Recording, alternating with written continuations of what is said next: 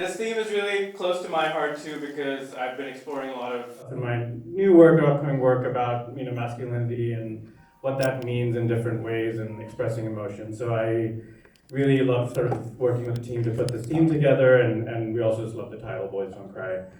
So much to talk about with the films in this block. Really exciting is many of the film teams of this block are here. Are you here? Yes? Amazing. So we will have a great discussion with all of them afterwards. And also, I know I mentioned this yesterday, we have started showing the content creator reels before many of the programs. You'll see some today as well. The other reason I also want to highlight them is last year, when we started the content creator concept, the initiative, one of our filmmakers who was in the audience watched one of the reels, got inspired, cast the content creator in her next film, and now we're premiering that film here tomorrow. So collaborations can happen. Also, another content creator we screened last year got inspired to make his very first official short film, which we're also premiering tomorrow. So we're trying to build bridges here with this initiative, so I hope you also get inspired and find collaborators and ideas that way. I'm done talking, so let's enjoy the movie. See you later.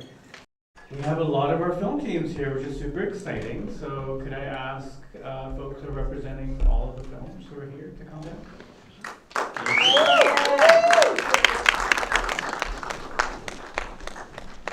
There's quite a few, just like, what? Yeah.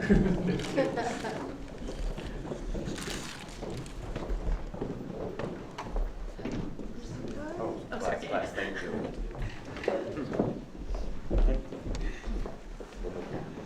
Oh, got that one.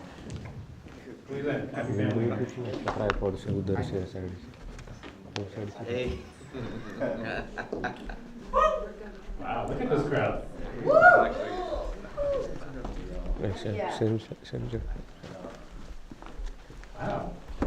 Love this. Okay. We love it when our filmmakers show up. This is great. All right. Boys don't cry, right? So we're going to just go down the line. Let us know who you are and which film you represent and your role in the film. Hello everyone, my name is Dulvan Andapurkar. I'm the writer, director, producer of Bhangi. Hi everyone, my name is Bhangi Shaker. I'm the producer and editor of Ayat.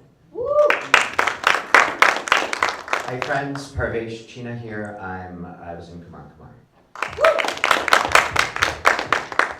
This is Ali Kazmi. I'm the lead actor and writer of John. Hello, my name is Arshad Mohammed, and I am the director of John. Hi, I'm Anish Pinmaraju, and I acted in Amma. Hi, I'm Rishi Datla. I'm the writer, director, and a couple other things on that last film you guys just watched. Hey everyone, I'm Shubham Chabda, writer, director of Cash Cows. And I'm Kaylee Coles, I'm the producer of Cash Cows.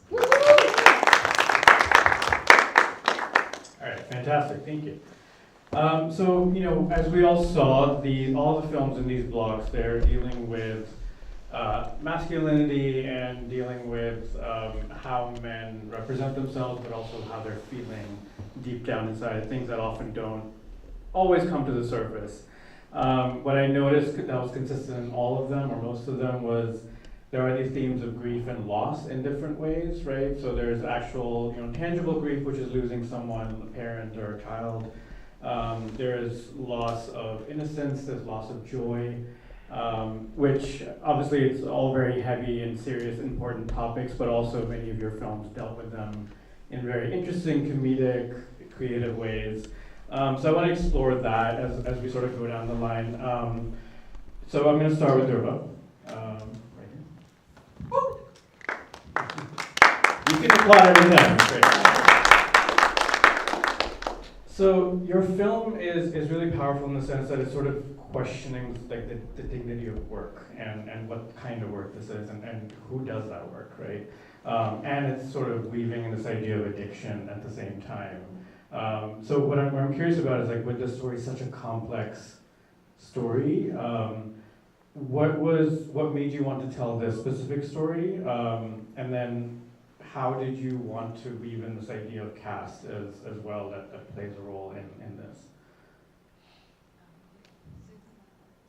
So the role of caste yeah, and then like how did you decide to weave these different themes together with the dignity of work and yeah, addiction? Firstly, this is a very personal story because when I was in medical school, I faced a lot of caste discrimination, things that I wasn't aware of. Everybody in my family is a doctor, and we were not raised, we were not taught anything about the caste system. Everybody was equal to us. So it was very shocking and daunting to how it came to me. And on top of that, I was a girl with a voice, so nobody likes that. So I was hassled and treated like a piece of shit a lot. And so I researched a lot about, as I found out what all this was about, I was researching and I found out about the whole caste system, and there's a pyramid. The very bottom is the untouchables. They're called Dalits, and we have this topic in medical school. We learn about social justice and preventive and social medicine. With that in mind, I was like, I need to bring a voice to this story, and I spoke to a Dalit worker who is the first in his whole family to have gotten 2 masters and a PhD. He still works, his day job is still doing what the main character in this film does. His mother and father were manual scavengers, his grandfather was manual scavengers, great-grandmother, grandfathers were manual scavengers. And when I told them that even I go through discrimination in my school, becoming a doctor, that was very painful for them to hear as well, that not just that this is gonna continue. Because of how bad this work is, they get addicted to alcohol because you do not want to smell shit the first thing in the morning, let alone go in methane-filled sewers where you know you could die. You do not know. Every day is a game of death, I guess, for them. So they get addicted to alcohol, and because they've seen it in the family, their fathers and everything. So it's the social environment is very, very, very poor, and they think that it is the right of other people to treat them bad, to talk down to them. They think this is how life is and they should keep taking it and accept this narrative that you are nobody, just stay down there, keep going down. And I think I related to that a lot. So I wanted to bring that story to life, and I wanted to say that 90% of the whole cast and crew are people from lower castes, and the main character, including the actual character that dies, we borrowed his brother's uniforms, who does this job every day in the streets of Mumbai. This is 21st century, you guys. We do not have recognized sewers. People go down and clean our shit, so we don't think about what happens when we go to the toilet and flush it down. And I'm really glad you made this film because, again, we don't see this depicted in film, right? So even just showing this is such a big move, and I applaud you for making this so powerful.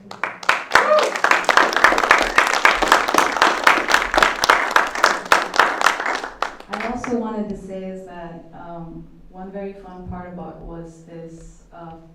the film was that it was all one shot, and we had a blast shooting this, and it was shot in the alleys where Dalit communities do stay there, and they were encouraging me like, go make this film, tell everybody how they make us live, and we support you. So it was a lot of fun.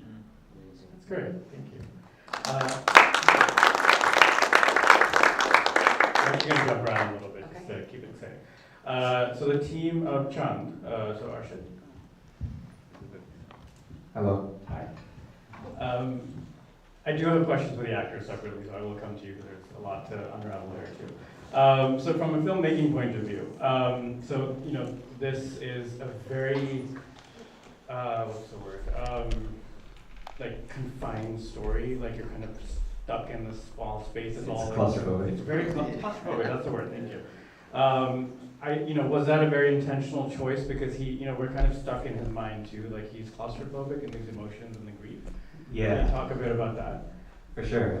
So the intention with how we approached this story was always to explicitly say less and to give all the context we need with the environment and with the space and the sound. So you can kind of read a lot into who the character is, the family, the mother, the lives they live, an immigrant family, probably somewhere in New York and Queens, struggling, but there's still a little bit of their home and their culture that's sort of like surrounding them. And I think a big part of how I want us to get into his headspace is the principle was like with me and my cinematographer that we spoke about was like we want to be flies on the wall. Like we are simply observing a moment in these characters' lives. We're not active participants. We're just there and we're seeing it and we're kind of like forced to see it. So like what we see when we see it and how we see it, it's all like kind of very intentional. And yeah, like it's the like also you're just like focal length wise, like it gets tighter and tighter and tighter as the film continues to like the point where he's sort of like breaking down in front of her. Like we're very tight. So it's to sort of like kind of force us into the headspace, and then once we get there, we finally have that release, or hopefully a little bit of a release there, and then yeah, like even for the credits, like I just wanted us to literally just be a fly in the ceiling and sit with what we just witnessed. So. Yeah, and that was also really powerful because for the viewer, you're forcing them to sit in this really uncomfortable moment, and you want him to burst as well, right? You're like, just let it out, and you're kind of, waiting for that to happen. So the flow of that was really beautifully done. Thank you. Yeah, it was definitely, it's interesting because every time we screened it, it's been extremely uncomfortable. Yes. And like, I normally do like comedies or genre stuff, so this is the first time doing something very serious like this. And I was surprised because this time, like usually during the credits, like no one claps. And no one says anything. Because they're all crying. Yeah, like, so it was fun. Yeah. It's also, it's interesting when some of these films do this is like depicting men crying on screen, right? For whatever it's worth, we see women usually crying more on screen, and that's seen as like normal. And to see like more men actually just bursting out crying, like that's weirdly refreshing, right? Like we need more of that. Which brings me to another man crying in Ayat. Should we? Hi. So you're a producer and editor on this film. Samina could not be here, the director. Can you tell us a bit about your conversations with Samina about telling the story, and then also working with the wonderful Leith, who's the lead actor in this? Of course, it's again a story about grief. In terms of telling the story and also editing, in your experience, how did you kind of decide how to make this flow between, it balances hope and grief in very delicate ways, right? Because he's trying to help other people, but he's also suffering. So how did you have that conversation? Yeah, before I say my answer, I want to read a message from Samina. So she said, "I'm so grateful that all of you are here and that ISAF has given space for this film. Ayat, at its core, is about grief, how we reconcile with it, and how we find light. And on that note, I want to recognize that alongside these beautiful films, there's also so much collective grief we are all experiencing today, from Palestine to Sudan and now Lebanon. And art is a way out of the darkness, so thank you all for being here."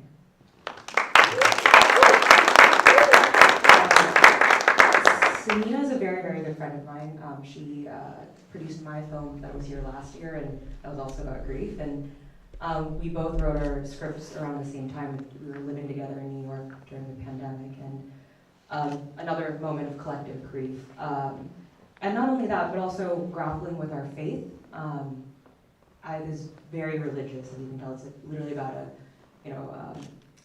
a teacher in his faith, and so this was kind of an expression of that, especially when you're facing with so much loss of a child especially. And so, I'm dealing with some health issues with my parents, and I think everyone was dealing with a lot of loss. So I think that's where the film came from. We were just writing about our grief, and this was a great, this was her expression of it, and yeah. And then also, you know, working with Leif, I mean, you know, he's such a fantastic, experienced actor.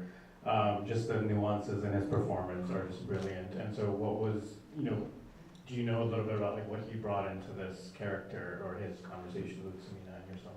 Yeah, I mean, he was a like massive supporter. Like he told us that he doesn't usually like, you know, work with, you know, very young directors like that. I mean, like he's very picky with his projects. But this was like a no-brainer. We heard back from him within a week, which was like it was such an honor. And he executive produced. He was so helpful, really, really wonderful to work with, and even was involved in the editing process in terms of getting feedback and notes. And this was really just a labor of love from everyone involved. Fantastic. Thank you. All the way to the end. Cash cows, hi. So for both of you, Shubham and Kaylee, you know, so this film, obviously it's taking a more comedic angle to things and kind of bizarre, quirky angle to things, but, you know, at the core of it, it's about a man who's really sort of burdened by life, right? He's under pressure from so many different things. There's obviously the money, the tangible things, but also just providing, and part of that is also his self-respect, right? First of all, I'm just curious, like, was that vandal guy who keeps smashing the cars, like, was that also his, like, inner demon that he's trying to fight? Like, was that a metaphorical thing, or is that, how did you work that in there? I think that was just more of that this guy keeps trying in life, but something just comes, you know, keeps popping out of nowhere that he just can't help. So he's always, like, fighting the next battle, and I think it represented more that. Yeah. And then you also showed the contrast of men in that film, which was really interesting. You had like the really toxic macho, you know, like the men who were like contrasting with him. So can you talk a bit about developing those characters? Like, was that a conscious effort to show that contrast? Yeah, I think as you know, once you're like moving to a new place, new country, you're trying to like see what you want to be or what you could be, and all the music videos, all the movies, how they influence you. And how you always look at other people and think, oh, they have so much better than me, or I want to be like that. So I think that with just a lot of heightened, you know, stereotypes and stupidity of it all. Yeah. Well, it's interesting because you're showing this idea of successful men as like douchebags, right? Essentially. So he's trying to find his own way of what success means. Yeah, I mean, it's also like a younger person who's like still figuring stuff out in life. So I think at that point, for that character, that's what it represented without having much knowledge about anything. Right. Kaylee, from a producing perspective, so why did you want to get involved in this project, and also what were the challenges or the fun parts of making this film?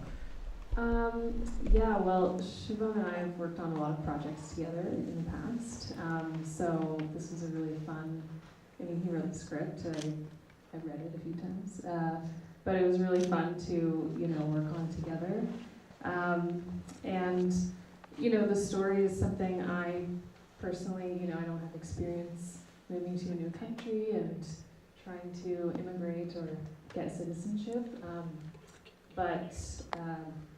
Yeah, I just found it really heartbreaking in a way.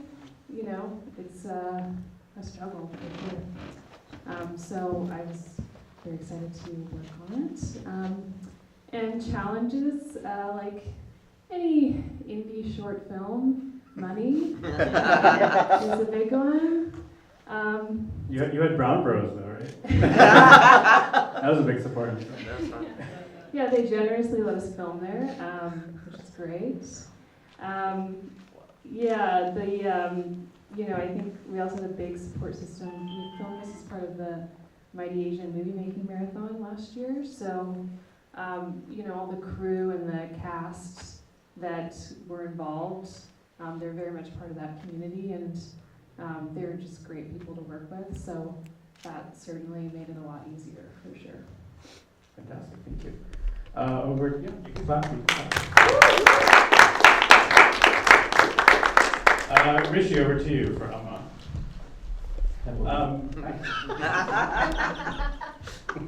How's it going? A question I should have asked at the beginning, I'll ask at the end, but I'll wait for it anyway.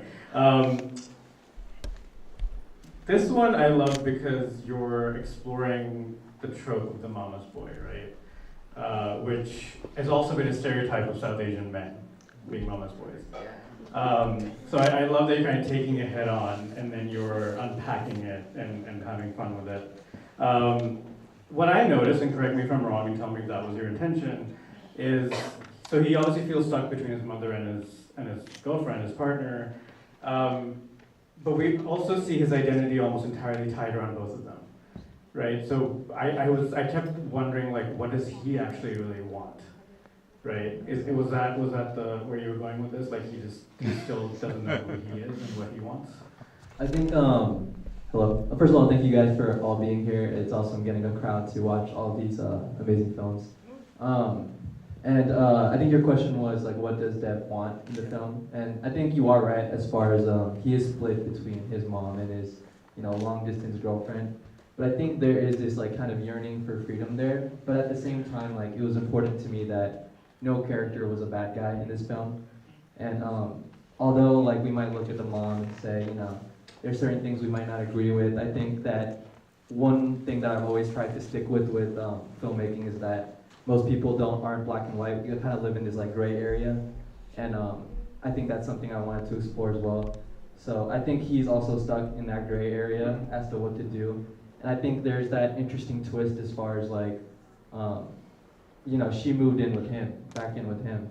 So in a way, there's, like, he has this ownership over the house, but yet that's still your mom at the end of the day, and it's still this overwhelming presence that you have with you, and it's still someone you care for, respect, right? So is it you respect your own wishes, her wishes, or do you respect, yourself and try to, move forward with your life? But I think there's a lot of, like, things to say about that, but yeah. And can there be a balance, right? Right. Right, because we often see a lot of people stuck in that dichotomy, right? Right. Yeah, that's great. And again, that's another trope I wish more films were exploring, and I'm glad you're doing that in this. I'm gonna jump to the actors, starting with Parv. What a performance! Oh, goodness. Congratulations. I just wanted to not have any lines. Yeah.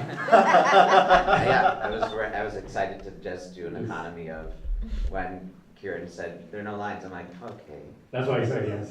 Great. No Oh, time. and it was union approved. I'm like, make it union. Great. Great. Perfect. That's the answer. We're done.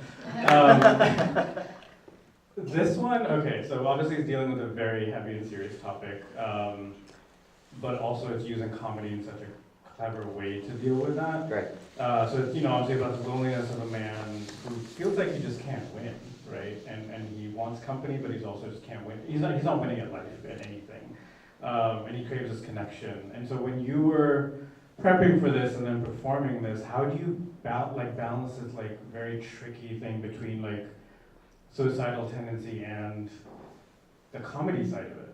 I am a bad actor where I don't think about a lot of that stuff. I honestly thought about just the quick, Kieran, our director, met me at we apparently have the same veterinarian. And I was just taking Beans and my dog for an appointment, and Kieran approached me like, Paresh, Gina, and I'm like, what? I'm being honest, I'm like, my dog is sick. I don't want to be, like, talked to.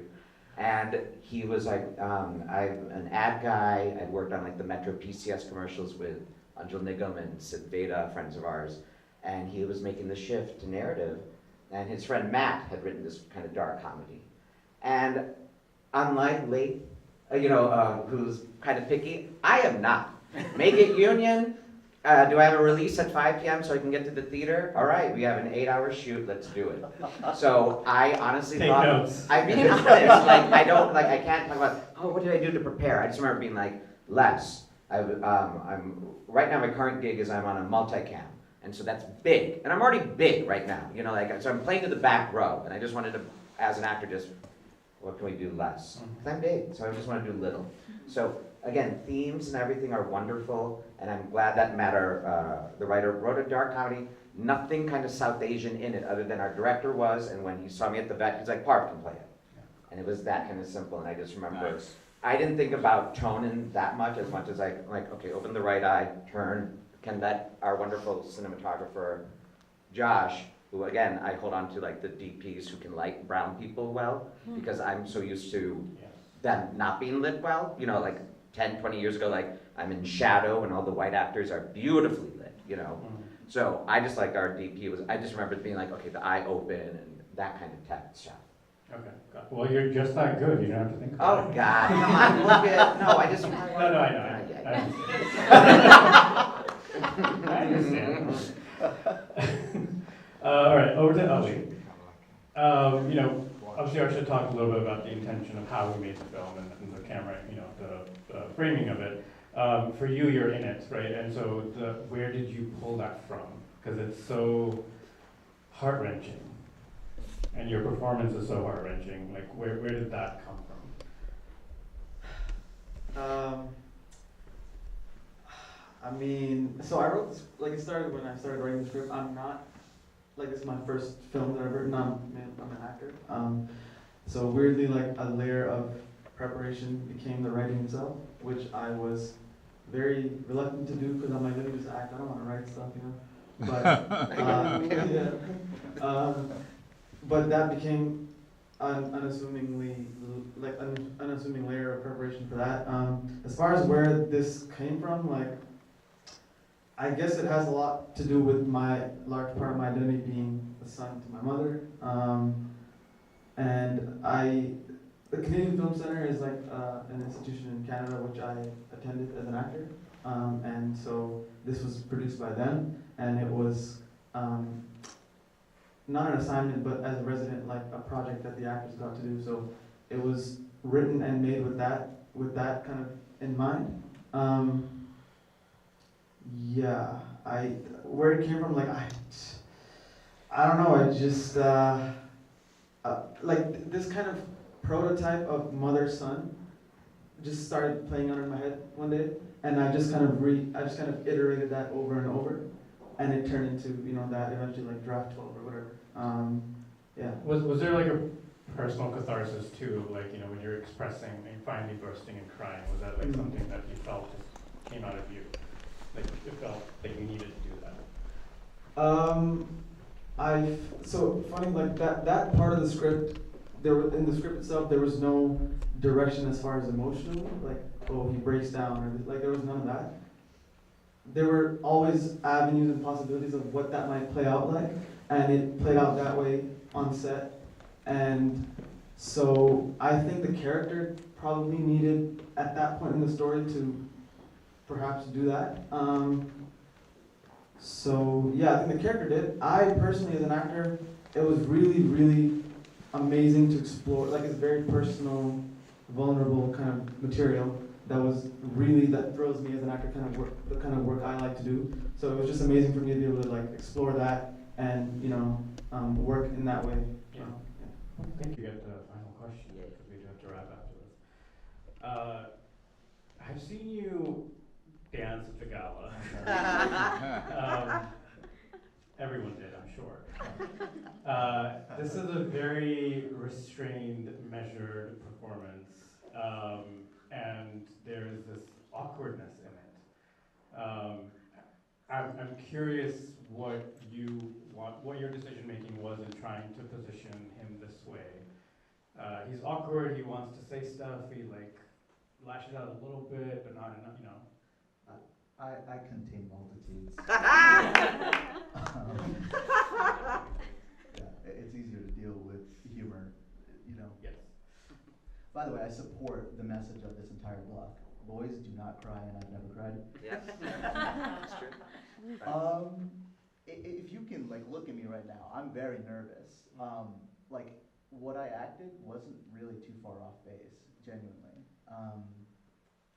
And especially, it's a dynamic a lot of Indian men are familiar with. And I think negotiating boundaries has always been a discussion for us, and it's always been in the background up until recently, it seems. But again, I think I was very intentional with the type of preparation I did in terms of the role. Rishi did an incredible job just giving me the script to dig into. But like, if you're 25 years old, you are supporting your own mother, you are living in the same apartment that it's not enough room for the both of you. She sleeps on the couch. There's not enough room to talk. And you are that guy with no identity besides this little pairing. I'm going to be a little bit more quiet and whisper, and, kind of to myself. But no, it was a lot of finding the love in Viv, because he's a very loving and gentle person. I really loved exploring the character. Thank you. I also just want to applaud all of you for digging into these themes and these stories. These are stories that we need to see more of, performances that we need to see more of. It's rare, I think. I hope more people do it now, to really unpack and unravel the vulnerabilities and the deeper anxieties that a lot of, I would say, contemporary men and masculine presenting people are dealing with. So I really just want to applaud all of you for being brave and courageous to do this. So thank you so much.